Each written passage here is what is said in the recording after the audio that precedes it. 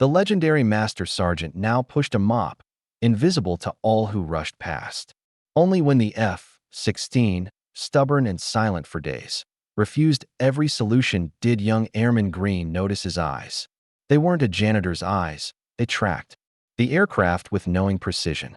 Eli Carter had fixed jets under gunfire decades ago, saving lives with impossible repairs that defied manuals. But age and race had rendered him disposable, relegated to cleaning floors while cocky recruits failed at tasks he could solve blindfolded. As Colonel Matthews threatened careers over the dead fighter, Eli simply watched, decades of classified brilliance locked behind quiet dignity. Soon they would learn what it meant to overlook a silent warrior, and what it cost to finally see him. The morning sun glinted off the F-16's sleek metal body as it sat motionless on the runway. What should have been a routine maintenance check had turned into a 4-hour ordeal. The fighter jet remained stubbornly silent despite the swarm of technicians hovering around it like frustrated bees. "Try the auxiliary power again," shouted Chief Technician Wilson, wiping sweat from his brow. The young airman inside the cockpit flipped the switch, but the jet responded with nothing more than a weak electronic whine before going dead again. "This is ridiculous," Wilson muttered, slamming his clipboard against the side of the aircraft. "We've got the joint exercise in 3 days, and this bird won't even power up." A small crowd of recruits had gathered at a safe distance, some pointing and a few openly snickering at the technical team's failure. "Maybe it's just tired," one recruit joked loudly. "It's probably as old as my grandfather." "Nah, man," another replied. "Your grandpa probably still works." Their laughter carried across the tarmac, adding to the tension of the scene. Not far from this commotion, in the cool corridors of the main building, Eli Carter moved his mop across the polished floor in slow, methodical strokes. At 62, his once powerful frame had thinned somewhat, but he still carried himself with the straight-backed posture of a military man. His dark skin had deepened with age and countless hours under unforgiving suns across the world. The janitor's uniform hung loose on his frame, a far cry from the flight suit that had once defined him. The corridor began to fill with personnel rushing toward the runway crisis. Nobody paid Eli any attention as they hurried past, leaving fresh boot prints on his newly cleaned floor. He paused his work, leaning slightly on his mop as they passed. "Hey, old-timer, we need this hall clear," called out a young lieutenant with polished brass on his collar. "General's coming through later."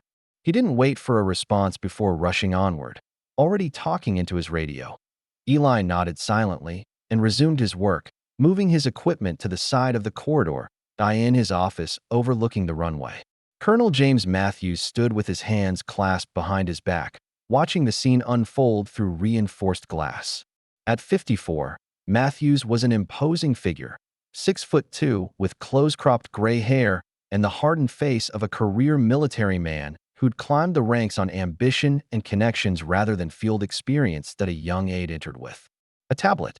"Sir, Washington is asking for updates on the joint exercise preparations." Matthews snatched the tablet. "Tell them everything's on schedule." "But sir, the F-16 will be operational by tomorrow." Matthews cut him off. "Now get Wilson in here." Minutes later, Chief Wilson stood at attention before Matthews' desk. "You have 24 hours to get that jet operational," Matthews said, voice dangerously low. "The Chinese delegation arrives tomorrow, and I will not have them see an American fighter dead on our own runway. Do you understand what's at stake here?" "Yes, sir. We're trying everything. I don't want excuses, Wilson. I want results." Matthews dismissed him with a wave. "Now get out there and fix it." As Wilson rushed out, Eli was quietly mopping the corridor outside. He'd heard everything. Not that he was trying to eavesdrop, but the colonel's voice carried through the thin walls when he was angry. Eli continued his work without changing expression. Later that afternoon, Eli's duties took him past the main hangar. He paused at the wide entrance, mop still in hand, and gazed at the troubled F-16 that had been towed inside. The maintenance team had opened nearly every access panel, exposing the fighter's complicated innards. Cables snaked across the floor, connected to diagnostic equipment that beeped and flashed with unintelligible data. Eli's eyes moved methodically across the scene, taking in details that others might miss. He noticed the slightly discolored connector on the port side, the unusual routing of a secondary power cable, the way the diagnostic machine kept cycling back to the same error code. His weathered face revealed nothing, but his eyes narrowed slightly. He sighed, shook his head almost imperceptibly, and continued on his way. Inside the hangar, the elite maintenance team, the best the Air Force had to offer, worked with frantic energy. They were young, most in their 20s or early 30s, dressed in matching flight suits with patches displaying their specialized training. "Pass me the digital multimeter," called out Ryan Thompson, the team leader at 32. "This antique wiring is giving me a headache. Maybe we should just read it a bedtime story and tuck it in for the night," joked Mike Lawson, his assistant. "I swear, these old birds are nothing but trouble," Thompson continued. "Back in the day, they probably fixed these things with duct tape and prayers. And now we're expected to make it compatible with systems it was never designed for," added Lawson. "God, I miss working on the F-35s. Their casual disrespect for the aircraft echoed through the hangar as they continued their work, unaware of the janitor who had momentarily observed them. Near the tool station, Airman First Class Tasha Greene organized the equipment with careful precision. At 24, she was one of the few women on the maintenance crew and one of only 3 black personnel in the entire technical division. Her close-cropped natural hair was regulation perfect, just like her uniform. She'd been watching Eli from the corner of her eye as he passed the hangar. Unlike her colleagues, she didn't join in their jokes. Something about the old janitor's gaze had caught her attention. The way he had assessed the aircraft wasn't the curious look of a layman, but the calculating stare of someone who knew exactly what he was seeing. Meanwhile, across the base, a civilian in an expensive suit was being escorted through various facilities. Congressman William Harrington nodded politely as Colonel Matthews showed him the latest training equipment and simulators, but his attention seemed more focused on the clipboard in his hand than on the presentation. "And as you can see, Congressman," Matthews was saying, "every dollar of funding has been optimized for maximum operational efficiency." Harrington replied noncommittally. "And yet I'm hearing about equipment failures and maintenance issues that are delaying your joint exercise preparations." Matthews' smile tightened. "Minor setbacks, sir. Nothing my team can't handle." The congressman made a note. "I hope so, Colonel. The Budget Committee is looking very closely at bases like this one for potential reallocation of resources." Back at the hangar, Eli had returned to collect his cleaning cart when the sound of jet engines suddenly roared in his ears. For a brief moment, his vision blurred, replaced by flames and smoke. A younger version of himself leaped from the cockpit of a burning aircraft, the heat searing his back as he rolled across hot sand. The memory flash lasted only seconds before he blinked it away, his hand gripping the mop handle tightly. These episodes had become less frequent over the years, but they never fully disappeared. Certain sounds, smells, or sights could trigger them without warning. Eli shook his head slightly and continued his work, unaware that 2 young recruits had noticed his momentary freeze. "Look at the old man," one whispered to the other. "Probably having a senior moment. Should have retired with the dinosaurs, huh?" The other replied with a smirk. Their laughter followed Eli down the corridor, but he gave no indication that he'd heard them. Later that day, as Eli cleaned the officers' meeting room, a small delegation entered the adjacent hallway. Colonel Matthews was escorting several visitors, including a uniformed Chinese general. The general was a slim man in his 60s, with silver-streaked black hair and observant eyes that missed nothing. "General Liu, I assure you our demonstration tomorrow will proceed as planned," Matthews was saying. "Our F-16s are the backbone of tactical air support operations." The Chinese general nodded politely, but said nothing. As the group passed the open doorway where Eli worked, General Liu's eyes met the janitor's for a brief moment. Something flickered in the general's expression, a flash of recognition, perhaps, or simple curiosity. He gave Eli a small, almost imperceptible nod before continuing with the group. Eli returned to his cleaning, his face as unreadable as ever as the day wound down. Colonel Matthews gathered the maintenance team for a final briefing. Eli was emptying trash bins nearby, invisible to the group as they huddled around their leader. "I don't care what it takes," Matthews said, his voice tight with controlled anger. "That F F-16 needs to be operational by 0900 tomorrow. General Liu and his delegation will be on that runway, and I will not have them witness American equipment failure. If that jet isn't ready, some of you will be looking for new careers. Am I clear? The team nodded, tension visible on their faces. Yes, sir, Thompson replied. We'll work through the night if necessary. As they dispersed, Eli quietly pushed his cart toward the exit. Another day done, another paycheck earned. He didn't look back at the troubled F-16 or the frustrated team. But in his mind, he was already mapping out the problem and its solution.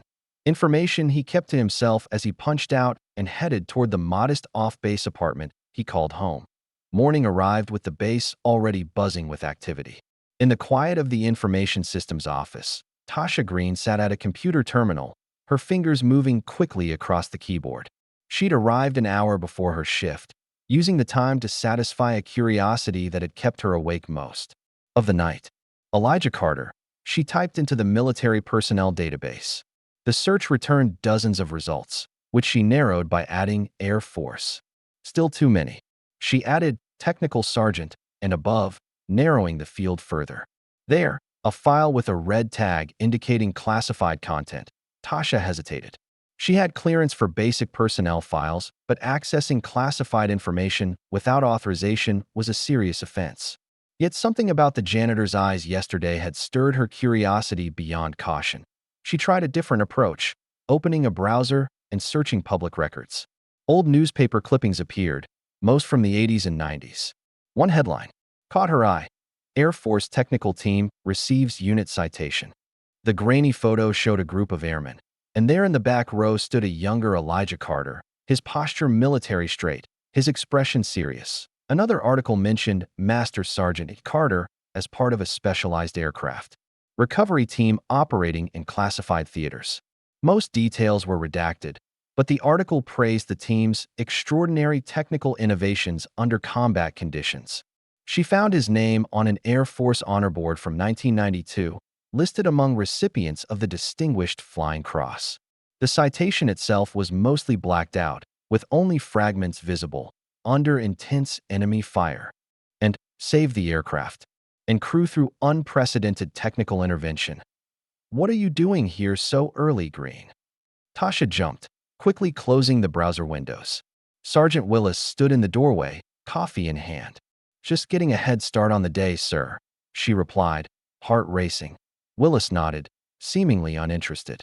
Well, since you're here, you can help with the inventory check. The tool cart was a mess yesterday. Yes, sir. As Willis left, Tasha glanced one more time at the screen. Who was Elijah Carter, really? And why was he mopping floors instead of teaching the next generation of aircraft technicians? Later that morning, Tasha spotted Eli in the break room, working on a broken mop bucket. The wheel mechanism had completely detached, and the plastic housing was cracked. Most people would have requisitioned a new bucket, but Eli was methodically repairing it. His large hands moved with surprising delicacy as he modified a bearing assembly, creating a solution that wouldn't occur to most janitors. Tasha watched quietly from the doorway. Eli had removed his uniform shirt in the heat, working in his white undershirt. She noticed burn scars on his right forearm, old ones, with the distinctive pattern of aviation fuel fire. That doesn't look like standard janitorial work, she finally said, entering the room. Eli glanced up briefly. Just fixing what's broken. Most people would just get a new one. Most people don't know the value of fixing things. He turned the wheel in his hand, examining his work. Besides, requisition forms take weeks to process for maintenance staff. Tasha noticed how he'd reconfigured the bearing assembly using what appeared to be aircraft-grade logic, distributing the load points to maximize stability while minimizing friction. You've worked on more than mop buckets, haven't you? She asked carefully. Eli's hands paused momentarily, but his expression remained neutral. Everyone's worked on something before they got to where they are now. Before Tasha could press further, her radio crackled. Thompson's voice came through, sounding stressed. Greene, get to Hangar 3 now. We're trying another reboot. On my way, she replied, giving Eli one last curious glance before heading out. At the hangar, chaos reigned. The F-16's cockpit was illuminated, various systems cycling through diagnostic checks. Thompson sat in the pilot's seat while Lawson and 3 others monitored equipment connected to the aircraft's open panels. Initiating avionics reboot sequence, Thompson called out. Stand by. The control panels flickered, and for a moment, it seemed like progress was being made. Then there was a sharp popping sound, followed by a shower of sparks from one of the open panels. Shit! Lawson jumped back. Cut power, cut power. Thompson quickly shut down the systems. What the hell happened? Circuit board on the main bus. Just fried, one technician reported, examining the damage. Looks like the diagnostic system pushed too much current through it. That's impossible, Thompson insisted. The diagnostic is calibrated to aircraft specs. Well, tell that to the melted circuit board, Lawson replied. Frustration evident. They argued. Colonel Matthews entered the hangar with Congressman Harrington. What's the status? Matthews demanded. Thompson climbed out of the cockpit, his expression grim. We've encountered some unexpected complications, sir. The colonel's face darkened. Define complications. As Thompson explained the latest failure, Congressman Harrington scribbled notes on his clipboard, his expression becoming increasingly skeptical. Colonel, the congressman interrupted, I've just received a call from Washington. The Defense Appropriations Committee is concerned about the pattern of maintenance failures at this base. They're suggesting that if military facilities can't maintain operational readiness, perhaps private contractors should take over certain functions. Matthews' jaw tightened. Congressman, with all due respect, we're dealing with highly sophisticated equipment. Occasional technical issues are normal. 4 days of failed diagnostics on a showcase fighter isn't occasional, Colonel. Harrington closed his notebook. You have until the end of the joint exercise to demonstrate that this base deserves its current funding level. Otherwise, I'll be recommending privatization of maintenance operations.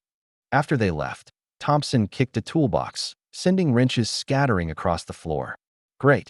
Just great. Now our jobs are on the line too. Later that afternoon, Tasha found Eli cleaning windows in the administrative wing. She approached casually, glancing around to ensure they were alone. That F-16 is still giving everyone headaches, she said, leaning against the wall. Eli continued working, seemingly focused. On a stubborn smudge. Is that so? They tried rebooting the avionics again. Fried a circuit board on the main bus. Eli nodded absently, but Tasha noticed his rhythm falter slightly. The chief thinks it's a faulty diagnostic system, she continued, watching his reaction. Eli paused, then resumed cleaning. After a moment, he softly muttered, That ain't where the problem is. Tasha straightened.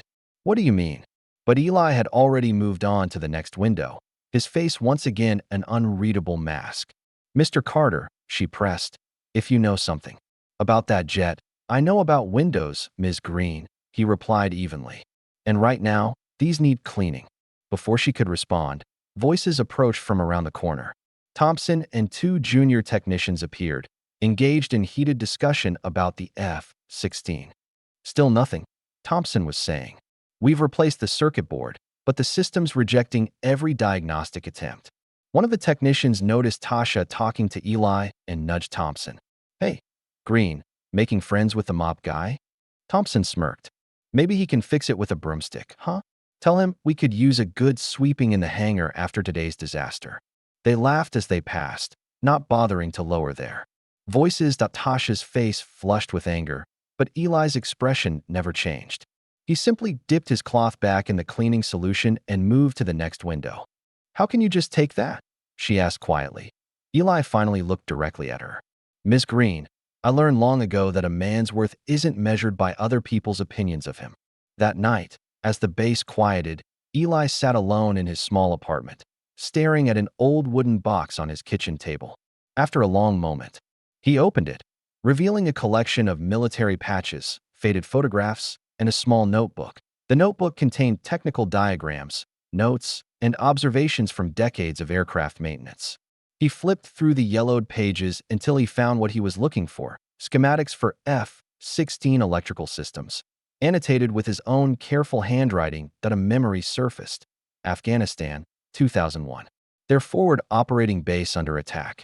A damaged F-16 needed for critical air support, its systems failing after taking fire. The scene played out in his mind with perfect clarity.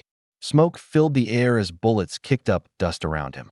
He worked frantically on the aircraft's exposed systems, rerouting critical connections. "We'll die if you don't get this bird in the air, Carter," the young pilot had shouted over the gunfire point 20 minutes later. Against all odds, that F-16 was airborne, providing the cover they desperately needed. Eli closed the notebook and his eyes. Those days were long gone. He was just the janitor. Now, nobody needed his expertise anymore. And yet, he stood, tucking the notebook into his pocket. The base would be quiet now, with only the night shift security on patrol. He could at least take a look. The night air was cool as Eli made his way across the base to Hangar 3. His janitorial credentials got him through the basic security checkpoints. Nobody questioned a cleaner working late. The F-16 sat in the center of the hangar, surrounded by diagnostic equipment, tools, and discarded coffee cups from the frustrated technical team. Eli approached slowly, almost reverently. Despite everything, these aircraft still commanded his respect that he circled the fighter once, taking in every detail. Then, with practiced movements, he opened a side panel that the team had already examined multiple times. His flashlight illuminated the complex array of wiring and components. "There you are," he muttered, spotting what the others had missed. Wire B12 rerouted through a bypass that doesn't exist in the manual. Someone had modified this aircraft, creating a non-standard connection that the diagnostic equipment would never recognize. It was actually quite ingenious, except when the system needed maintenance. Eli carefully traced the modified circuit, making mental notes of what would need to be done to correct it. This wasn't something he could fix right now, not without proper authorization and tools, but at least he knew what the problem was. What he didn't know was that a security camera in the corner of the hangar was capturing his every move. In the security office, a board guard glanced at the monitor, saw the familiar janitor's uniform, and returned to his magazine. "Just the janitor," he muttered, not bothering to log the after-hours visitor. Before leaving, Eli took a small notepad from his pocket and scribbled detailed instructions for correcting the wiring issue. He folded the paper and slipped it into the chief technician's inbox near the hangar entrance. The next morning, Thompson arrived early, sorting through the papers in his inbox. He found Eli's anonymous note, unfolded it, and scanned the technical instructions with increasing disbelief. Wire B12 bypass correction? What amateur wrote this garbage? He laughed, showing the note to Lawson as he arrived. Some wannabe expert leaving us maintenance tips. Maybe it was the janitor, Lawson joked, taking the note and examining it. Though I gotta say, whoever drew these schematics knows their way around a diagram. Yeah, well, we've tried everything in the book and then some, Thompson replied, taking the note back. I don't need mystery suggestions from unauthorized personnel. He crumpled the paper and tossed it into the trash can, unaware that he had just discarded the solution to their problem. Outside the hangar, Eli pushed his mop across the floor, the rhythmic movement as familiar to him as breathing. Through the open door, he could see Thompson throw away his note. He hadn't expected anything different. Tasha walked by, catching his eye briefly. She nodded in greeting, and he returned the gesture with a slight tilt of his head. Neither spoke, but something unspoken passed between them. A mutual recognition that not everything on this base was as it appeared to be. The tension on base had reached a fever pitch. With General Liu's arrival less than 48 hours away, the F-16 remained stubbornly inoperative despite the maintenance team working around the clock. Their faces showed the strain of consecutive all-nighters, bloodshot eyes and short tempers becoming the norm in Hangar 3. Colonel Matthews paced the length of his office, phone pressed to his ear. Yes, sir. I understand the importance of this demonstration.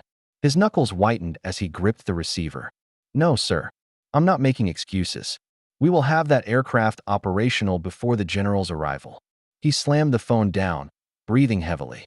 Through his office window, he could see the congressman's car parked outside the administrative building. Another problem he didn't need.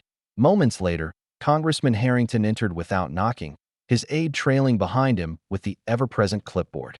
Colonel, Harrington began, not bothering with pleasantries. I've just finished a call with the Appropriations Committee. They're extremely concerned about the situation here. Matthews straightened. Congressman, I assure you. Save it, Harrington cut him off. This isn't just about one malfunctioning aircraft anymore. This is about operational readiness and resource management. He gestured for his aide to hand over a document. This is a preliminary proposal for transitioning maintenance operations to North Star Aviation Services, a private contractor that's already handling 3 other bases in the region. Matthews skimmed the document, his jaw clenching. Privatization? Over one technical issue. One issue that's exposed systemic problems, Harrington corrected. Your maintenance team has failed for 5 consecutive days to diagnose a problem on an aircraft that's supposed to be the backbone of our tactical air fleet. If this were a combat situation, this isn't a combat situation, Matthews interrupted. No, Harrington agreed coldly. It's worse. It's a peacetime demonstration of incompetence in front of our international partners. He took the document back. You have until General Liu's departure to prove this base can function efficiently. Otherwise, I'll recommend immediate implementation of this transition plan. After Harrington left, Matthews summoned his entire senior staff for an emergency meeting. The pressure was now squarely on his shoulders, and he intended to distribute it liberally. Meanwhile, in the base archives, Tasha Greene had extended her research into Elijah Carter's past. Using her technical clearance, she had accessed maintenance records from overseas deployments dating back to the 1990s. Most contained only routine information, but one folder labeled Operation Black Comet caught her attention. The operation itself was heavily redacted, but the personnel manifest listed MSG E. Carter as essential technical personnel. What followed were commendation reports for emergency repairs performed under extreme adverse conditions that had saved multiple aircraft and lives. One report, signed by a general whose name was now redacted, stated, MSGD, Carter's innovative solution to the hydraulic failure on aircraft 347 goes beyond standard protocol and represents the highest level of technical expertise this command has witnessed. Recommended for immediate commendation. Tasha leaned back in her chair, pieces falling into place. The humble janitor who roamed their halls had once been a legendary aircraft technician, perhaps one of the best the Air Force had ever seen. Her discovery was interrupted by the archives supervisor. Greene, what are you doing in here? Your shift started 10 minutes ago. Sorry, sir. Just researching some maintenance protocols, she replied, quickly closing the files. Well, Thompson is looking for you. Something about the F-16 diagnostics. Tasha hurried to the hangar, her mind racing with questions. Why was a decorated master sergeant reduced to cleaning floors? What had happened to end such a distinguished career? In the conference room adjacent to Hangar 3, Colonel Matthews was berating his maintenance team. I don't care what you have to do, he shouted, slamming his fist on the table. Strip that aircraft down to its frame if you have to. But find the problem. Thompson looked exhausted. Sir, we've run every diagnostic in the manual. We've replaced components that showed even minor irregularities. Nothing is working. Then clearly you're missing something, Matthews snapped. Or maybe you're just not qualified for this job. As the meeting disbanded, Tasha caught up to Thompson. In the corridor. Chief, I think I might know someone who can help with the F-16. Thompson scoffed. Unless you're talking about a miracle worker, I doubt it. What about Elijah Carter? Who? The janitor. He's actually a retired master sergeant with extensive aircraft maintenance experience. Thompson stared at her for a moment before laughing. The old guy with the mop? Are you serious? Completely, Tasha insisted. I found records showing he was highly decorated for his technical expertise, especially with aircraft in crisis situations. Greene, I appreciate creativity, but we need real solutions, not fairy tales about janitors. Thompson walked away, shaking his head. Undeterred, Tasha sought out Colonel Matthews. She found him alone in his office, reviewing personnel files, likely looking for scapegoats if the situation didn't improve. Sir, may I speak with you? She asked from the doorway.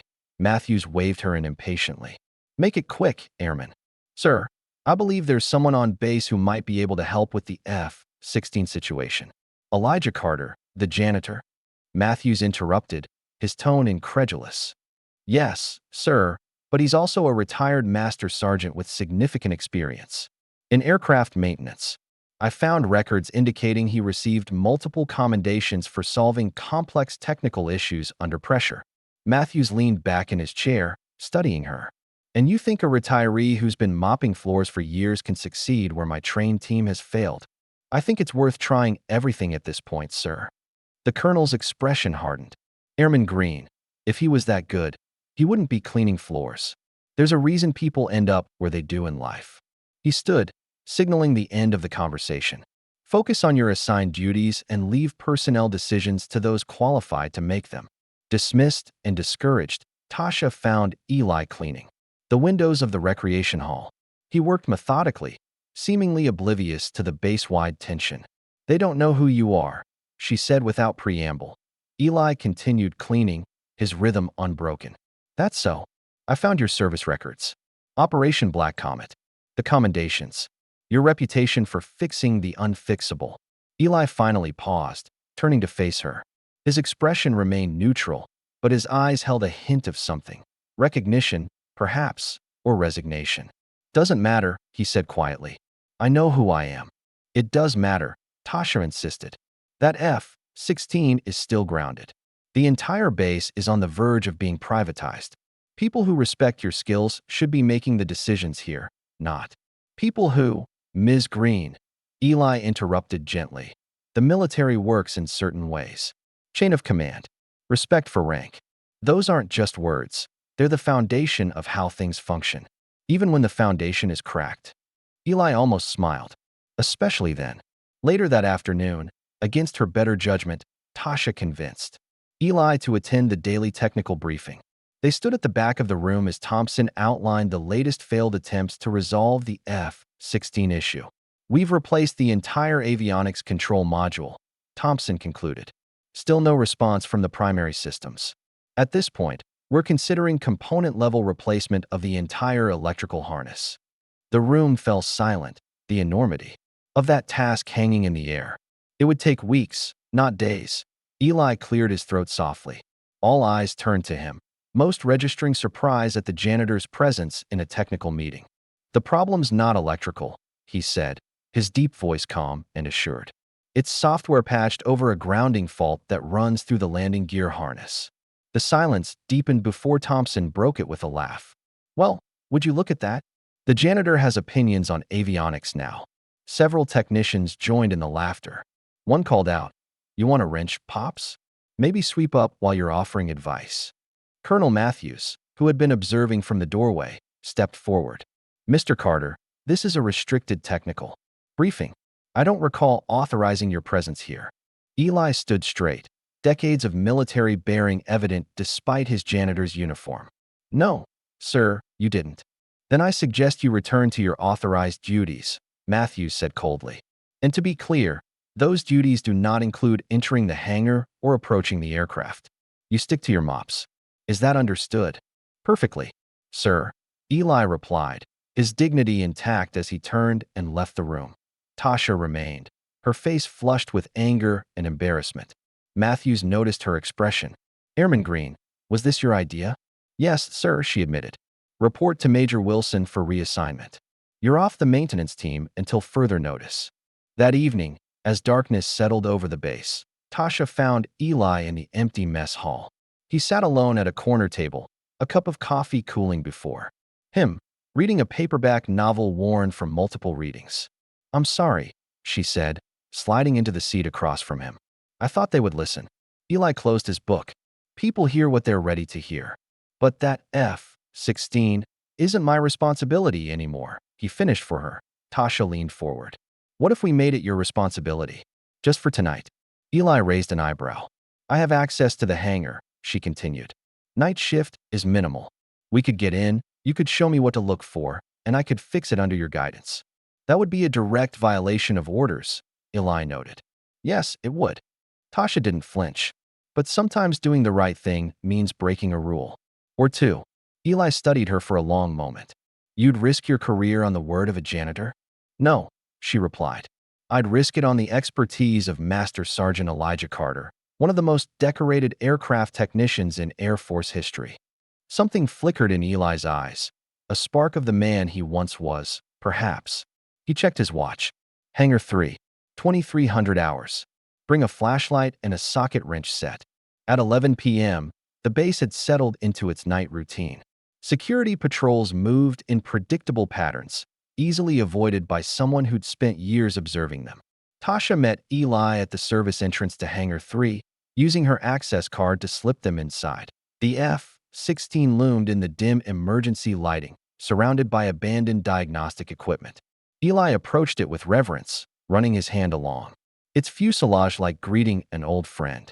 "Now," he said, "all business. I need you to open panel A7 under the port wing while I check the landing gear connection bay." For the next hour, Eli directed Tasha with precise instructions, having her hand him tools as he crawled under the jet with nothing but a flashlight. His movements were sure and efficient, the result of decades of experience. "Here's the problem," he murmured. "See this connector? It's been modified to bypass the standard grounding protocol, probably during a field repair years ago. Why wouldn't that be in the maintenance logs?" Tasha asked, peering where he pointed. "Black Ops modifications rarely make it into standard logs," Eli explained. "This bird has seen action it's not supposed to talk about." As he worked, reconnecting wires and adjusting the grounding plate, a security vehicle's headlights swept across the hangar windows. "Security patrol," Tasha whispered. "Urgently. They're early." Eli continued working, his hands steady. "How long do we have?" 2 minutes, maybe less. They usually check all the hangar doors. I need 5 to finish this connection and test it." Tasha made a quick decision. "Keep working. I'll distract them." Before Eli could protest, she slipped out a side door. Moments later, an alarm blared from the direction of the mess hall. The security vehicle's lights swung away from the hangar as it raced toward the new disturbance. Inside, Eli worked with renewed urgency, finishing the connection and climbing into the cockpit. He flipped several switches in sequence, his movements automatic despite the years away from the controls. For a moment, nothing happened. Then, with a soft electronic hum, the console lights blinked on one by one.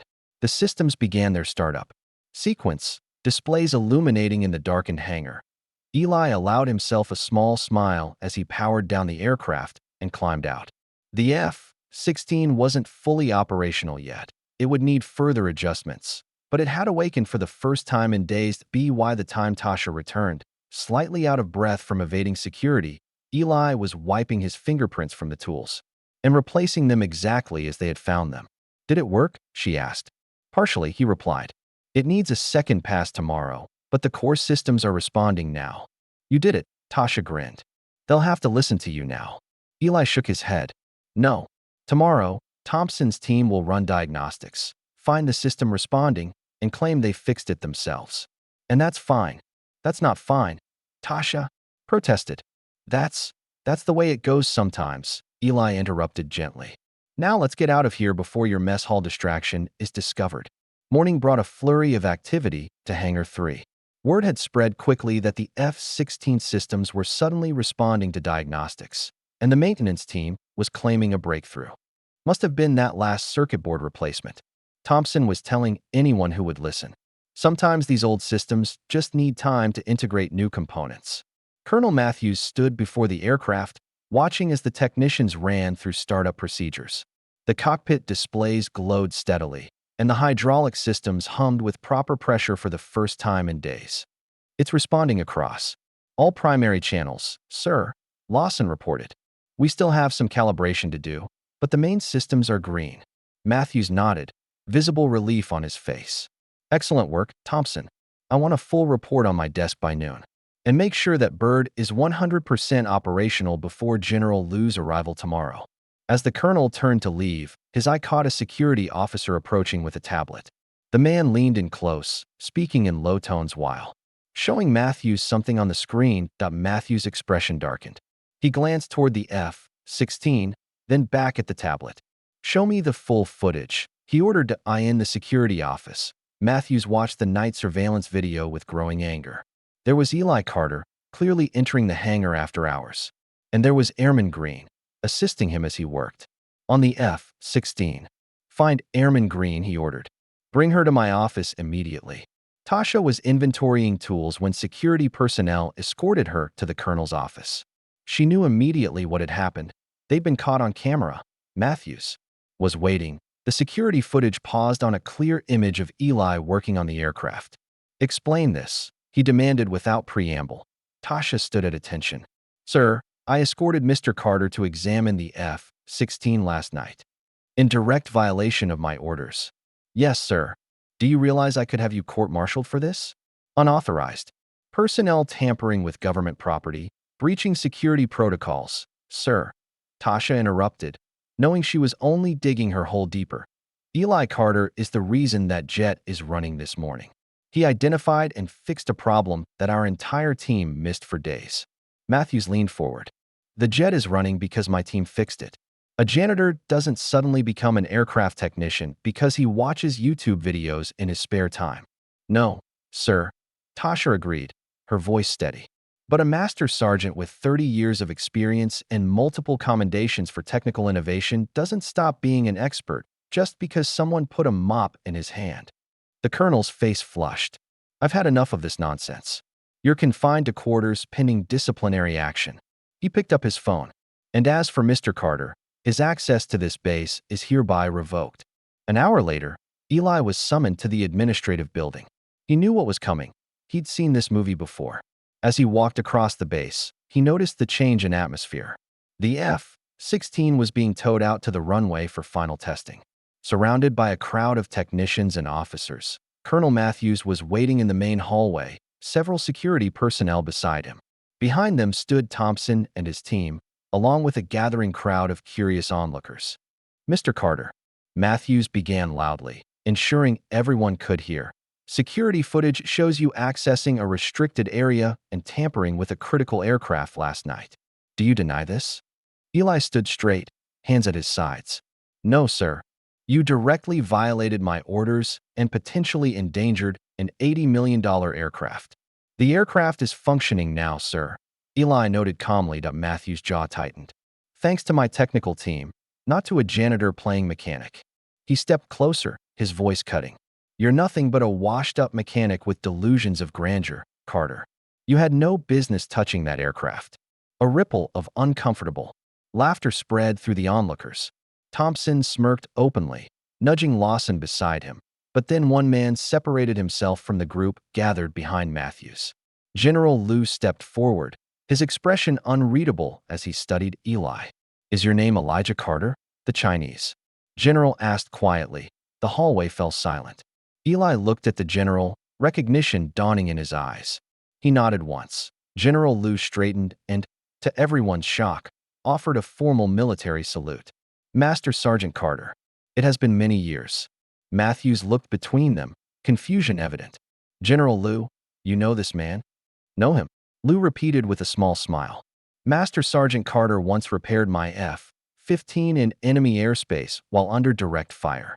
I owe him my life." The hallway went completely silent. Every eye turned to Eli, who stood uncomfortably in the spotlight. "I don't understand," Matthews stammered.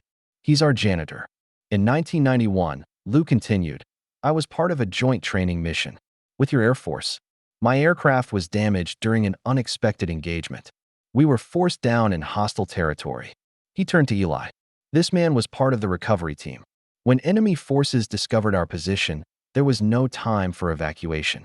Sergeant Carter repaired my aircraft using parts salvaged from his own damaged jet. He got me airborne while taking fire." Eli shifted awkwardly. "Just did what needed doing, sir." General Liu turned to his aide, speaking rapidly in Mandarin.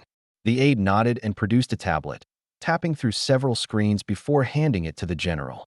"Colonel Matthews," Liu said formally, "as part of our military cooperation agreement, I have access to certain shared historical records." He held out the tablet. "Perhaps you should familiarize yourself with Sergeant Carter's file." Matthews took the device, his face paling as he scrolled through the document. It was Eli's complete military record, declassified portions showing decades of distinguished service, combat heroics, emergency flight recovery operations, and technical innovations that had saved countless lives and aircraft. "This says you personally modified the ejection system on the F-15C to improve survival rates by 40%, Matthews read aloud, his voice hollow. "And you reverse-engineered captured enemy radar systems during Operation Desert Storm." The hallway remained silent as the colonel continued reading, each achievement more impressive than the last. Thompson and his team looked increasingly uncomfortable. When Matthews finally looked up, his face had lost all its previous arrogance. He handed the tablet back to General Liu, then turned to Eli. "Sergeant Carter, he began, then faltered. Eli stood impassively, neither gloating nor seeking validation. After a lifetime of service, he had nothing to prove to anyone, least of all to a colonel who judged men by their uniforms rather than their character. General Liu broke the uncomfortable silence. "Colonel Matthews, I would like Sergeant Carter to assist with the final preparations for tomorrow's demonstration." "Of course, General," Matthews replied quickly. "Whatever you need." Eli finally spoke, his voice level. "The F-16 still has an issue with the throttle response. The bypass I created last night is temporary. It needs proper calibration." He looked directly at Matthews. "Now, wanting to show you how to really fix that throttle lag." The colonel could only nod, thoroughly humbled before his entire staff. As the crowd dispersed, Tasha appeared at the end of the hallway, having heard the commotion from her quarters.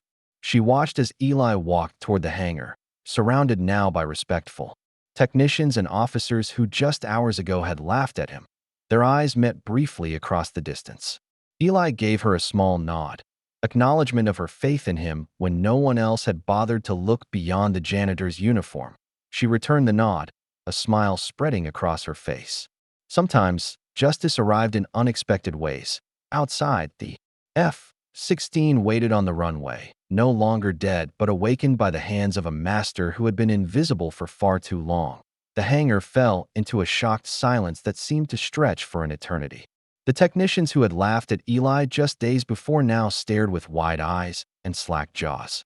The smug engineers who had dismissed his knowledge shifted uncomfortably, suddenly finding the floor particularly interesting. Even the air seemed to still, as if the entire base held its breath. General Liu stood tall beside Eli.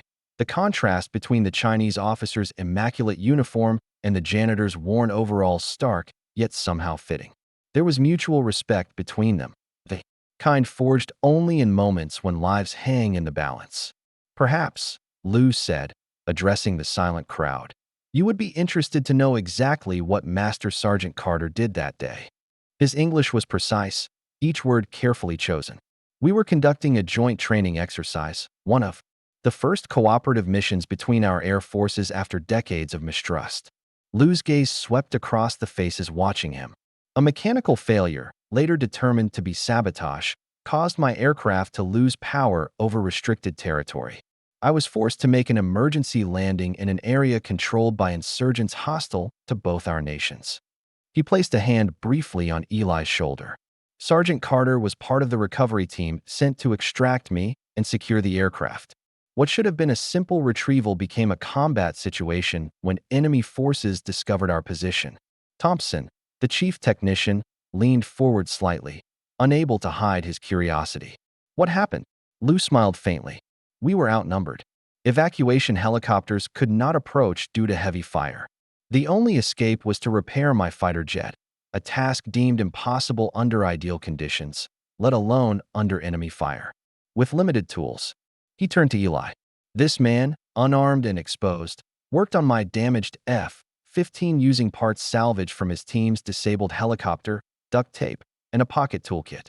He created solutions that violated every protocol in your technical manuals but functioned perfectly." Colonel Matthews stood rigid, his face unreadable as Liu continued. "Sergeant Carter repaired complex avionics systems while bullets struck the fuselage around him. He rerouted the fuel system when the main line was severed by shrapnel. When the auxiliary power unit failed during startup, he manually jumped the circuits using wires from his own radio." Liu's voice softened with genuine emotion. "He is the reason I am alive today, the reason I returned to my family." The silence that followed was different from before, not shocked, but reverential. Every person in that hangar understood the magnitude of what they were hearing. This wasn't just a story about technical skill. It was about courage, resourcefulness, and the quiet heroism that rarely makes headlines. Eli himself remained stoic, uncomfortable with the attention. "Anyone would have done the same," he said quietly. "No," Liu replied firmly. "They would not."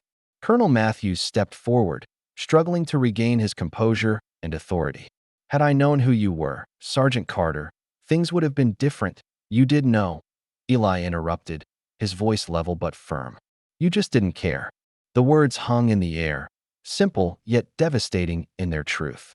Matthews had access to personnel files. He could have discovered Eli's background at any time, but he had never bothered to look beyond the janitor's uniform. The colonel's face flushed, but he had no response. Thompson cleared his throat, breaking the uncomfortable silence. Sir, he addressed Eli with newfound respect. The F-16 is prepped for final testing, but we're still seeing altitude fluctuation under acceleration. The diagnostic software can't identify the cause. Eli nodded. Your bypass solution was clever, but the software needs calibration to account for the non-standard grounding configuration. Thompson blinked in surprise.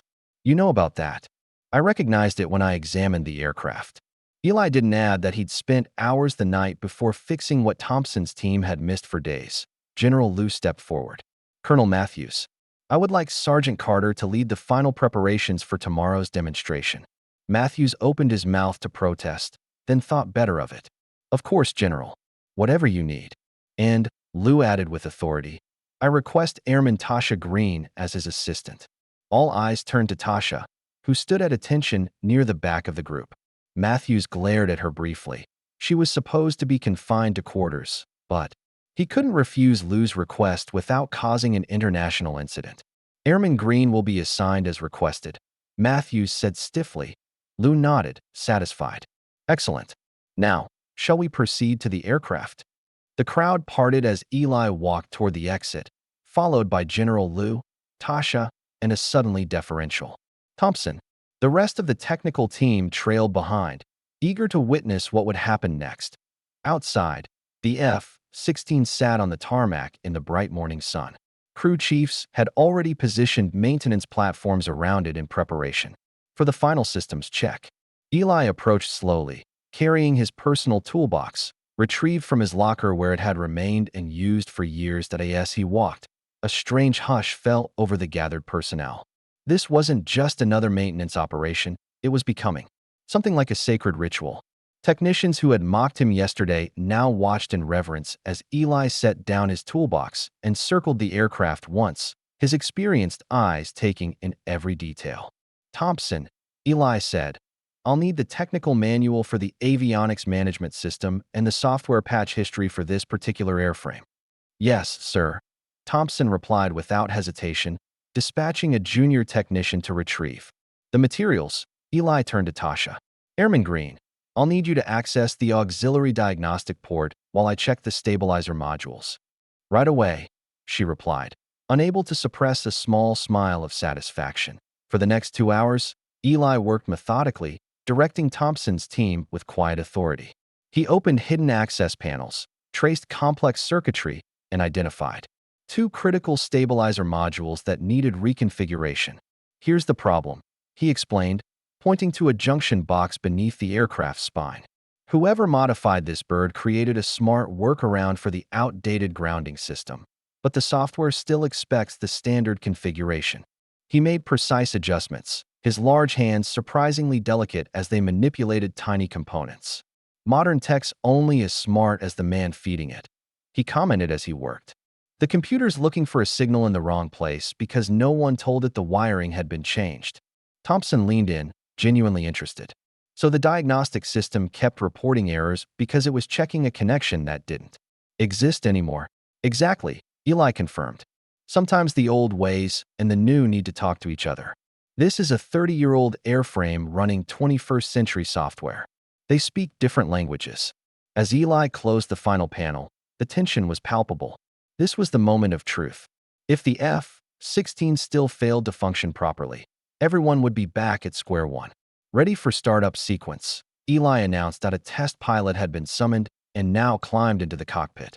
Following Eli's instructions, he began the power-up procedure point one by one. The system lights illuminated on the console.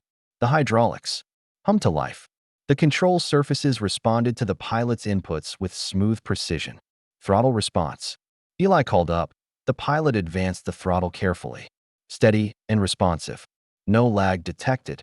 Run a full diagnostic, Eli instructed. Moments later, the pilot reported back. All systems green. She's purring like a kitten. A spontaneous cheer erupted from the gathered crowd. Technicians clapped each other on the back as if they'd been part of the solution all along. Officers nodded in satisfaction, relief evident on their faces. Through it all, Eli remained calm, simply closing his toolbox and stepping back from the aircraft. This wasn't a moment of personal triumph for him. It was just a job completed. The way he'd completed countless others throughout his career. As the jet taxied forward under its own power for the first time in days, the crowd's applause grew louder. Even Colonel Matthews, watching from a distance, had to acknowledge the success with a grudging nod. Eli didn't smile or take a bow. He simply nodded once and began walking away from the tarmac as if it were just another Tuesday on the job. Only, Tasha, walking beside him, noticed the slight straightening of his shoulders and the faint gleam of satisfaction in his eyes. "How does it feel?" she asked quietly. "Like I never left," he replied. Colonel Matthews stood rigid in the base commander's office, his face a careful mask as he faced a table of stern-faced superiors. Seated across from him were General Liu, Congressman Harrington, and Major General Wallace, the regional commander who had flown in specifically for this meeting. "Let me be absolutely clear about what happened here," General Wallace began, his voice deceptively calm. "You had a decorated master sergeant with 30 years of technical expertise working as a janitor on your base. You ignored his background, dismissed his input, and nearly caused an international embarrassment because you couldn't be bothered to read a personnel file." Matthews swallowed hard. "Sir, with all due respect, Carter's assignment as maintenance staff was determined before my command, and you never questioned it." Wallace interrupted. "A man with his qualifications mopping floors didn't strike you as unusual?" "The personnel system is designed to place veterans in available positions based on current needs," Matthews replied stiffly. "It's not my place to question assignments." Congressman Harrington tapped his pen against his notepad. "Interesting perspective, Colonel. I wonder if you'd feel the same way if it were your expertise being wasted." General Liu, who had remained silent until now, leaned forward. "In my country, Colonel, we have a saying. The wise general knows the worth of every soldier. It seems this wisdom was lacking in your command." Matthews had no response to that. General Wallace slid a folder across the table. "Effective immediately, you are relieved of command of this base. You'll be reassigned to administrative duties at the logistics center in Greenland. The transfer orders are already processed." Matthews blanched. "Greenland? Sir, that's a significant step down." Wallace finished for him. "Consider yourself fortunate that it's not a discharge. Your handling of this situation has raised serious questions about your judgment and leadership abilities." "What about the base?" Matthews asked, trying to salvage something from the wreckage of his career. "Colonel Rebecca Hayes will assume command next week," Wallace replied. "Until then, Major Williams will serve as interim commander." As Matthews left the office, his shoulders slumped in defeat. He passed Tasha in the hallway. She stood at attention out of habit, but he walked by without acknowledgement, his eyes fixed straight ahead. Moments later, Tasha was called into the office. She entered nervously, surprised to find the same panel of senior officers now looking at her with very different expressions. "Airman Greene," General Wallace began, "your actions regarding Master Sergeant Carter showed exceptional judgment and moral courage, even at personal risk to your career." "Thank you, sir," she replied, maintaining her formal posture. "While we cannot officially condone the violation of direct orders," he continued with the hint of a smile, "we can recognize the initiative and integrity behind those actions." Congressman Harrington nodded in agreement. "The kind of leadership we need doesn't always come with rank insignia." General Wallace pushed a document toward her. "You're being offered a fast-track promotion opportunity. Based on your technical aptitude and demonstrated leadership qualities, you're recommended for officer candidate school, with subsequent placement in the advanced technical training program." Tasha stared at the document, momentarily speechless. "This is contingent on your acceptance, of course," Wallace added. "It would mean leaving this base within the month." "It's a significant opportunity," Tasha acknowledged. "But if I may ask, what about Sergeant Carter?" "That's being addressed separately," Wallace assured her. His situation is unique. After the meeting, Tasha found Eli in the maintenance bay, where he'd been invited to review the upcoming exercise aircraft. No longer in his janitor's uniform, he wore standard-issue technical coveralls with his name stenciled on the chest. A small but significant change. "Heard you got called in," he said without looking up from the manual he was studying. "Officer Candidate School," she replied, still processing it herself. "With technical specialization afterward." Now Eli did look up, a hint of pride in his eyes. "Well deserved. I'm not sure I would have done anything differently." "That's why you deserve it," he said simply. Their conversation was interrupted by the arrival of several young technicians from Thompson's team. They approached awkwardly, shame evident in their postures. "Sergeant Carter," one began, "we wanted to apologize for how we treated you. We were disrespectful and arrogant, and, well, we were wrong." Another stepped forward. "We've been talking, and we'd like to learn from you.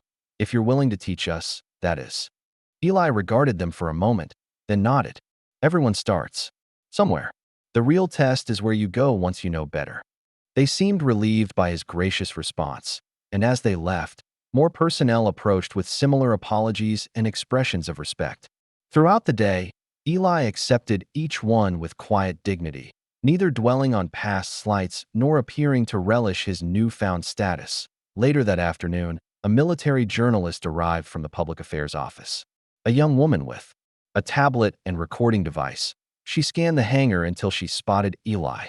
"Master Sergeant Carter," she called, approaching briskly. "I'm Lieutenant Morris from Public Affairs. We'd like to interview you about the F-16 repair and your service history for the base newsletter and possibly the Air Force Times." Eli shook his head. "No need for that. Just doing my job." "It's an incredible story," she persisted. "The veteran janitor who saved the day. People should hear it. The people who need to know." "No," Eli replied, turning back to his work. Lieutenant Morris looked ready to argue further when General Liu appeared. "Lieutenant," he said politely, "I believe this story does deserve to be told. Master Sergeant Carter's humility is admirable, but his example should be shared." Eli looked at Liu with mild betrayal, but the general continued. "Not as a human interest piece about an underdog, but as a serious examination of how we value expertise and experience in our military institutions." Put that way, Eli found it harder to object. Word of the day's events spread across the base. Congressman Harrington found himself reassessing his previous positions. He had arrived with privatization proposals ready, convinced that military maintenance operations were inefficient and outdated.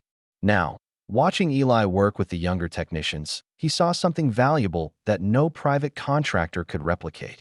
"Remarkable turnaround," he commented to Major Williams as they observed from a distance.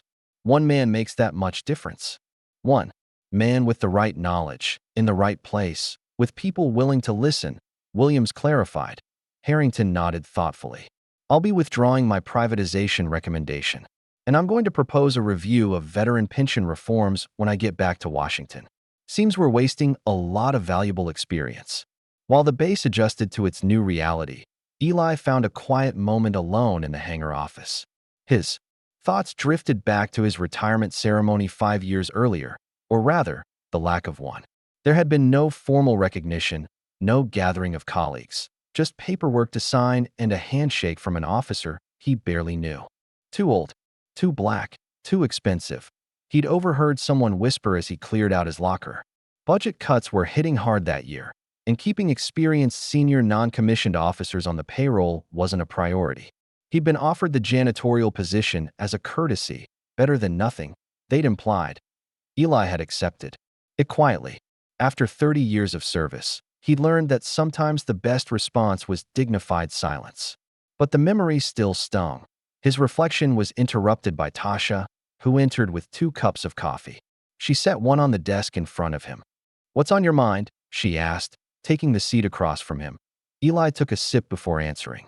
"Just thinking about paths taken and not taken. Can I ask you something I've been wondering since this all started?" When he nodded, she continued, "Why didn't you ever fight to stay? Or at least tell people who you really were? You just accepted being invisible." Eli considered the question carefully. "When I joined the Air Force, it wasn't about recognition. It was about service. About doing something meaningful. He paused. And sometimes, silence keeps you sane. You learn to pick your battles. But this battle picked you, Tasha pointed out. That it did. He agreed with the ghost of a smile. And every now and then, you need to raise your voice. Well, I'm glad you finally raised yours, she said earnestly. Their conversation was interrupted by a knock at the door. General Liu entered, holding a dusty, rectangular case. Forgive the interruption, he said. But there is something I wish to return to you, Master Sergeant. He placed the case on the desk and opened it carefully. Inside, nestled in faded blue velvet, lay a distinguished service cross, one of the highest military decorations for extraordinary heroism. Eli stared at it, momentarily speechless. This was approved after the incident we discussed, Liu explained. But because the operation was classified, it was never officially awarded. When the mission was finally declassified 3 years ago, the paperwork was misplaced. How did you find it? Eli asked, not touching the medal. I made inquiries after recognizing you, Liu replied. It seems many things were forgotten that should not have been. He closed the case gently and pushed it toward Eli. It is yours, Sergeant Carter. Long overdue. That evening, as the sun set behind the mountains surrounding the base, Eli returned to Hangar 3. The space was empty. Now, the day's activities concluded. He moved through the cavernous room, not as a janitor this time, but as someone returning to familiar territory after a long absence. He picked up a broom that leaned against the wall, not because he had to, but from habit and perhaps a sense of closure. As he swept the floor one last time, footsteps approached from behind. Turning, he found several young airmen and officers standing at attention. As he watched in surprise, they saluted him one by one as they passed, showing the respect that had been absent for so long. No words were exchanged. None were needed. Eli nodded in acknowledgement, continuing his sweeping as they departed. In that quiet moment, with the hangar empty except for the gleaming aircraft and the lengthening shadows, something shifted within him. The weight of invisibility that had pressed down on his shoulders for years began to lift.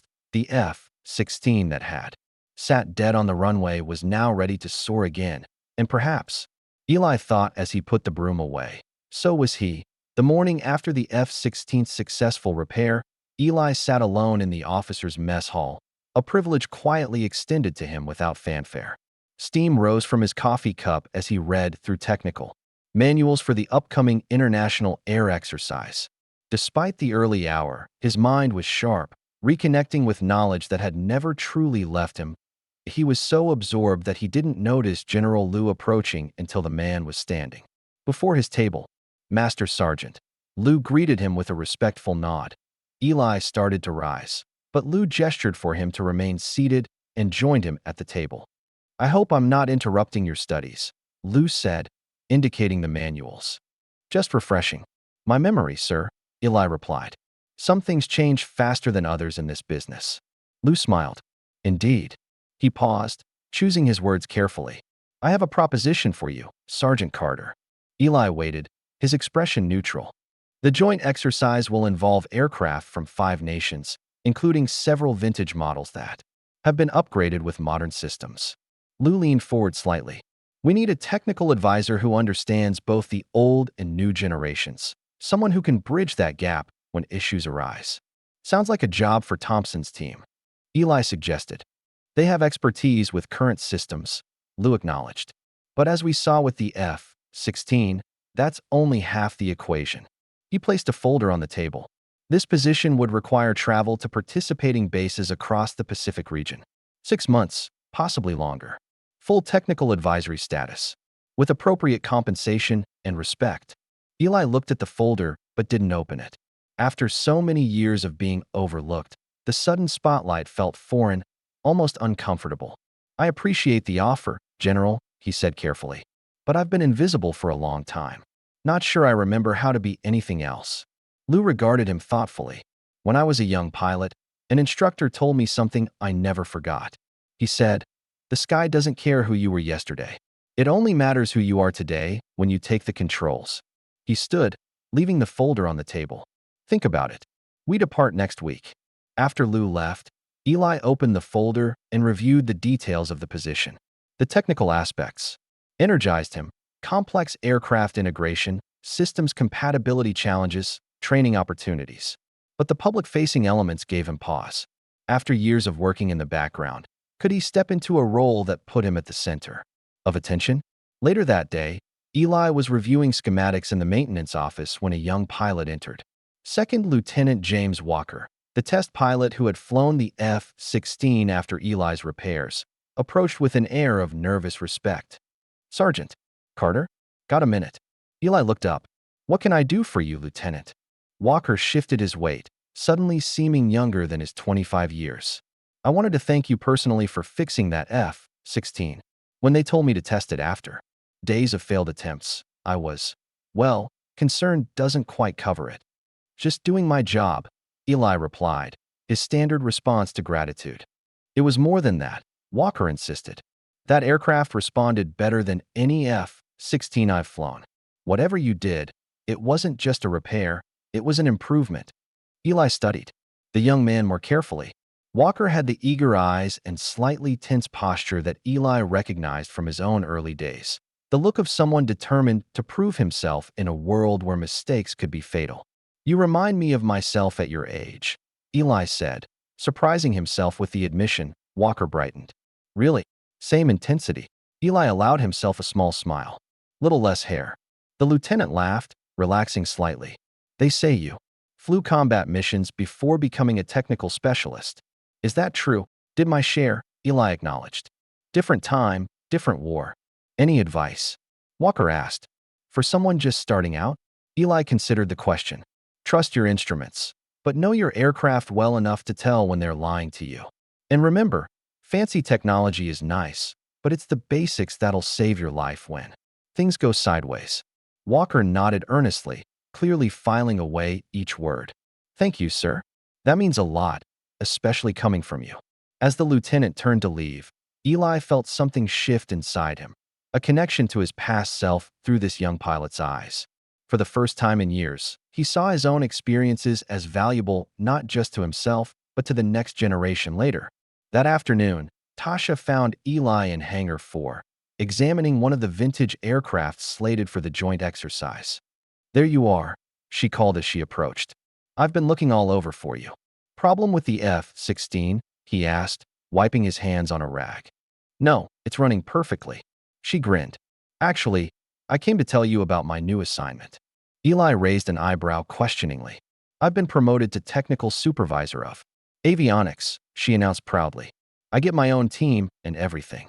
"Congratulations," Eli said, genuine warmth in his voice. "Well deserved. And I already know what our first project will be," she continued excitedly. "Restoring the legacy aircraft in Hangar 6, the ones with the original analog systems that interface with digital upgrades." "Challenging work," Eli noted. "Those old birds don't always play nice with new technology." "Exactly," Tasha agreed. "Which is why we're going to do it the way Carter taught me."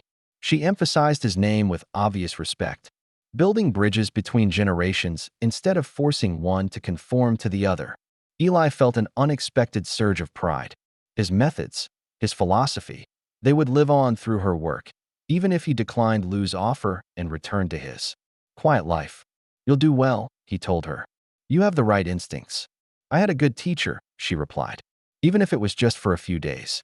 Before Eli could respond, his phone buzzed, an unfamiliar sensation after years of having few people who would call him. The number wasn't one he recognized. "Excuse me," he said to Tasha, stepping away to answer. "Hello, Eli?" "Eli Carter." The voice was weathered but familiar. "It's Frank Donovan. We flew together in Desert Storm." Eli's eyes widened in surprise. "Frank, how did you?" "Just read about you in Stars and Stripes," Frank explained. "The mystery man who fixed the dead F-16. Hell, I knew it was you from the first paragraph. Nobody else could have pulled that off." "Stars and Stripes," Eli repeated, confused. "I never gave an interview." "Well, someone did," Frank chuckled. "And it's spreading. I'm not the only one calling, am I?" As if on cue, Eli's phone indicated another incoming call. And then another. "They made us ghosts, Eli," Frank continued, his voice growing serious. "You made us visible again.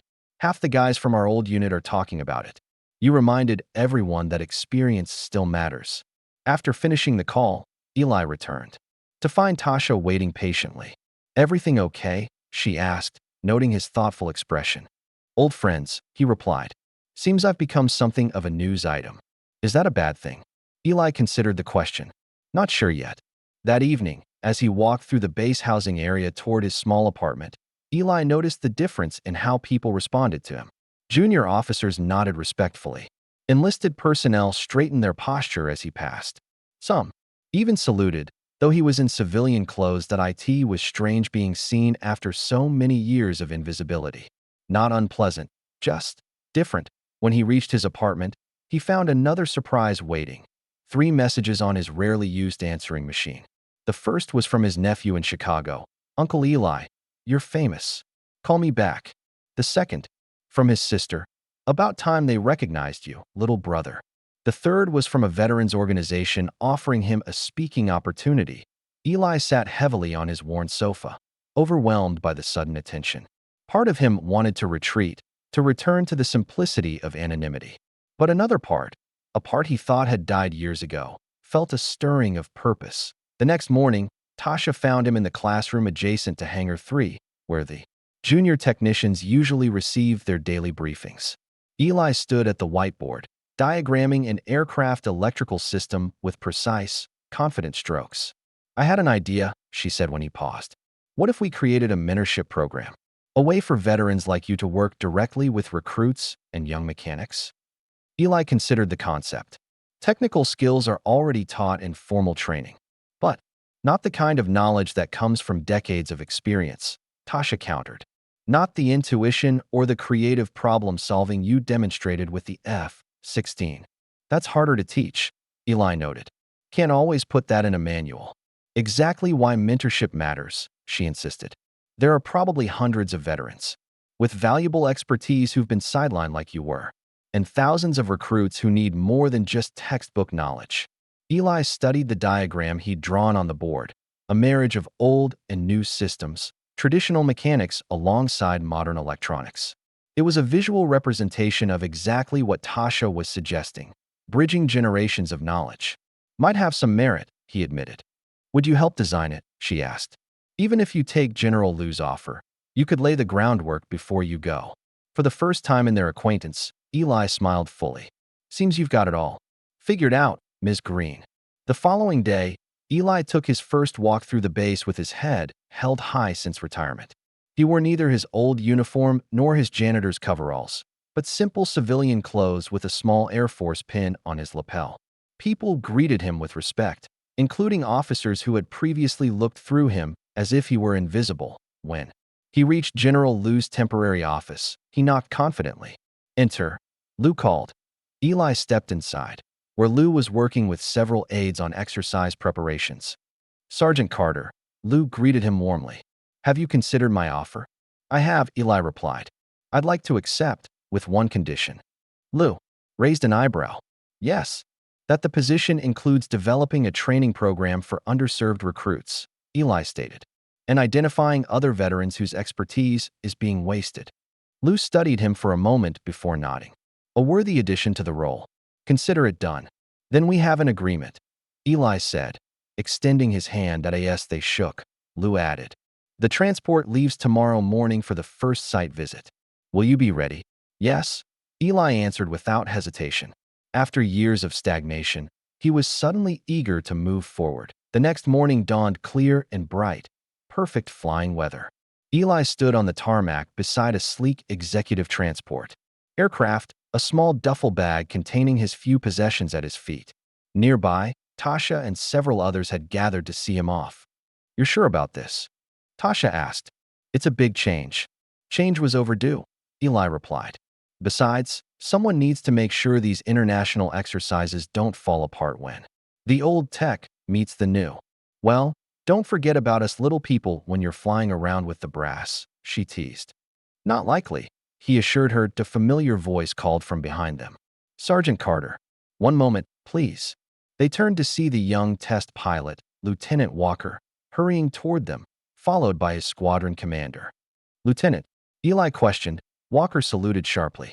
"Sir, I have a request before you depart." He gestured to his commander, who nodded approval. Would you consider taking a final flight with us? Nothing official, just a passenger seat in one of our restored trainers. For good luck. Eli hesitated. He hadn't been in an aircraft since his retirement, a deliberate choice after the unceremonious end to his career. It would be an honor to have you aboard, Sergeant, the squadron commander added. These young pilots could learn something from flying with a legend. I'm no legend, Eli demurred. With respect, sir, Walker said earnestly. You are to us. 20 minutes later, Eli climbed into the rear seat of a restored T-38 trainer aircraft. As he settled in, his hands trembled slightly, a reaction he hadn't anticipated. The cockpit smelled of metal and hydraulic fluid, scents that transported him instantly back through decades of service. Walker, in the pilot's seat ahead of him, spoke through the intercom. All set back there, Sergeant Carter? Eli took a deep breath, and the trembling in his hands subsided. Ready when you are, Lieutenant. As the engine spooled up, Eli felt the familiar vibration through the airframe. The radio crackled with tower communications, and then they were moving, taxiing toward the runway where the F-16 had sat dead just days before. Tasha watched from the tarmac, a smile on her face as the sleek trainer accelerated down the runway and lifted gracefully into the golden morning light. She couldn't see Eli's expression, but she could imagine the mixture of emotions he must be feeling, returning to the sky after so long on the ground. Inside the aircraft, as they banked toward the rising sun, Eli gazed out at the world below, a world that once again held possibilities he had thought forever closed to him. His hands no longer trembled. They were steady, ready for whatever came next. 3 months after Eli's departure, the story of the janitor who saved the F-16 had taken on a life of its own. What began as a small article in Stars and Stripes expanded into features in major newspapers and military publications across the country. Television news segments highlighted the broader issues of veteran underemployment and the failure to utilize specialized expertise. Tasha couldn't help but smile as she scrolled through the latest news on her tablet. The narrative had evolved from a human interest story into a national conversation about how America treated its veterans, particularly older veterans of color who often faced additional barriers to recognition. Her new office in the Technical Training Division overlooked the main runway. The position came with responsibilities that would have seemed unimaginable just months ago, but Colonel Hayes, Matthew's replacement, had recognized Tasha's potential and fast-tracked her advancement. A knock at her door interrupted her thoughts. Come in, she called. Lieutenant Walker entered, grinning. You're going to want to see this, he said, handing her an official-looking envelope. Tasha opened it and scanned the contents, her eyes widening. Is this for real? Very real, Walker confirmed. Base commander just announced it. The ceremony's next week. The letter detailed plans for an official Air Force ceremony to be held at the base, a ceremony centered around the dedication of a new technical training initiative. According to the document, Eli would be returning to attend. I can't believe they pulled this together so quickly, Tasha marveled. When the chief of staff gets involved, things tend to move fast, Walker replied. Apparently, Sergeant Carter's story went all the way to the top. The day of the ceremony arrived with perfect weather and a larger crowd than anyone had anticipated.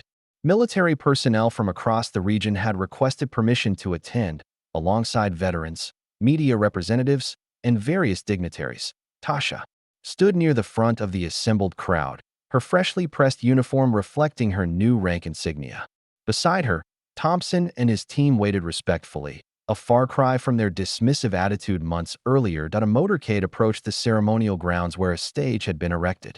The lead car stopped, and Eli emerged, looking both uncomfortable and dignified in his formal service dress uniform, complete with the rows of ribbons and medals that told the story of his distinguished career. As he walked toward the stage, the assembled military personnel saluted in unison, a sea of arms raised in respect for a man many of them had previously ignored. Eli returned the salute with practiced precision, his face betraying little emotion as he took his place on the stage alongside General Wallace, Colonel Hayes, and several other high-ranking officials. General Wallace approached the microphone. Today, we gather not just to honor one man, but to acknowledge a systemic failure and commit to its correction. His voice carried across the hushed crowd.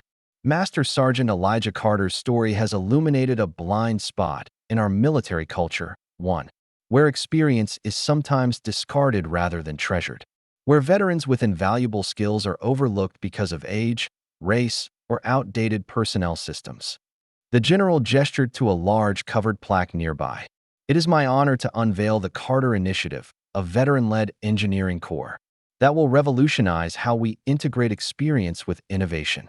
Two junior airmen removed the covering to reveal a bronze plaque bearing Eli's name and an inscription detailing the program's mission: to pair experienced veterans with young recruits for specialized technical training beyond standard curricula. At Eli's expression remained composed, but those who knew him well could see the emotion in his eyes, pride mingled with humility, and perhaps a touch of vindication. Colonel Hayes then introduced the next speaker. Airman, correction, Lieutenant Tasha Greene will now address the gathering. Tasha approached the microphone with confidence that belied her nervousness. She looked out at the crowd, then at Eli, drawing strength from his steady presence. 3 months ago, I was a junior airman with a questioning mind, she began. Today, I stand before you as living proof that recognizing merit, regardless of where it's found, strengthens our entire military. She gestured toward Eli. Master, Sergeant Carter taught me more in 3 days than I had learned in 3 years of formal training. But his most important lesson wasn't technical. It was about integrity and perseverance in the face of systemic obstacles. Her voice grew stronger as she continued. We didn't just gain a technician when Sergeant Carter was finally recognized. We gained a leader, a silent warrior who refused to let arrogance fly. She paused, looking directly at Eli. And now, through this initiative, his approach will benefit generations of service members to come. The applause was thunderous as Tasha concluded her remarks. When it subsided, Eli was invited to speak. He approached the microphone slowly, surveying the gathered crowd with calm dignity. Those who had worked with him held their breath, knowing how rarely he spoke at length. I'm not one for speeches, he began, his deep voice carrying naturally across the grounds. But there are some things that need saying. He paused, gathering his thoughts. I joined the Air Force 50 years ago because I believed in service, not for recognition or advancement, but because the work itself mattered. Another pause. That hasn't changed. Eli looked out at the faces watching him, young recruits, seasoned officers, fellow veterans. Respect isn't given by rank. It's earned by service. Remember that. His brief speech complete, Eli stepped back from the microphone. The crowd erupted in applause once more, many rising to their feet in standing ovation. From the back of the crowd, a solitary figure watched the proceedings with a grim expression. Former Colonel Matthews, now reduced to administrative work at a remote outpost, had returned briefly to collect personal belongings. He stood apart from the celebration, a living reminder of the attitudes that had kept Eli's talents hidden for so long. As the ceremony concluded, Matthews turned away and walked to his waiting car, alone with his thoughts and regrets. Later that afternoon, as the crowd dispersed, Eli found himself surrounded by familiar faces from his past. 3 older men approached him with broad smiles, fellow veterans from his early deployments, men who had flown and fought alongside him decades ago. Didn't think you'd remember us, one of them said as they exchanged hearty handshakes. How could I forget? Eli replied, genuine warmth in his voice. Finest crew chief I ever worked with, Sam. They finally see you, brother, another said, his voice thick with emotion. Took them long enough. Better late than never, Eli answered, the hint of a smile softening his usually stoic expression. As the day wound down, Eli was introduced to a group of young recruits, the first class of what were already being called Carter Scholars. They stood nervously at attention, clearly awed to be meeting the man whose name graced their special training program. Sir, their spokesperson began, a young black airman with the same eager intensity Eli had once possessed. We wanted to present you with something. She handed him a polished wooden box. Inside lay a set of precision tools, each one engraved with 3 words: respect, precision, honor. These represent the core principles of the program, she explained. Values you exemplified throughout your career. Eli ran his fingers over the engraved words, momentarily at a loss for a response. Finally, he simply nodded his thanks. Too moved for words as evening approached, Eli found himself drawn back to Hangar 3, the place where his journey from invisibility to recognition had begun. The space was quiet now, the day's activities concluded elsewhere on base, that he stood before the F-16 that had started it all. The aircraft gleamed under the hangar lights, fully operational and ready for the next day's exercises. Eli ran his hand along its wing, feeling the cool metal beneath his fingertips. "You weren't broken," he whispered. "Just waiting." In that quiet moment, alone with the aircraft that had changed his life's trajectory, Eli felt a sense of completion. The circle that had begun with his unceremonious retirement and descent into invisibility had finally closed. The skills and knowledge he had accumulated over decades would now benefit generations of young airmen and women who would never know the sting of being overlooked or undervalued. Outside, the sun was setting behind the mountains, painting the sky in shades of gold and crimson. On the runway, another aircraft was taking off, a sleek F-35 piloted by one of the young officers Eli had recently mentored. Tasha appeared at the hangar entrance, silhouetted against the sunset. "Thought I might find you here," she said, walking to join him beside the F-16. "Just saying goodbye to an old friend," Eli replied. "You heading back to the Pacific tomorrow?" He nodded. "Still work to be done there." "And after that?" she asked. Eli smiled, a genuine, unguarded smile that transformed his weathered face. "After that, I think I might just be getting started." As they walked together toward the hangar doors, the jet overhead completed its climb and banked westward, its contrail gleaming in the last rays of sunlight, a brilliant white line drawn across the darkening sky, pointing toward new horizons for Elijah Carter, and for all the forgotten veterans whose stories had yet to be told.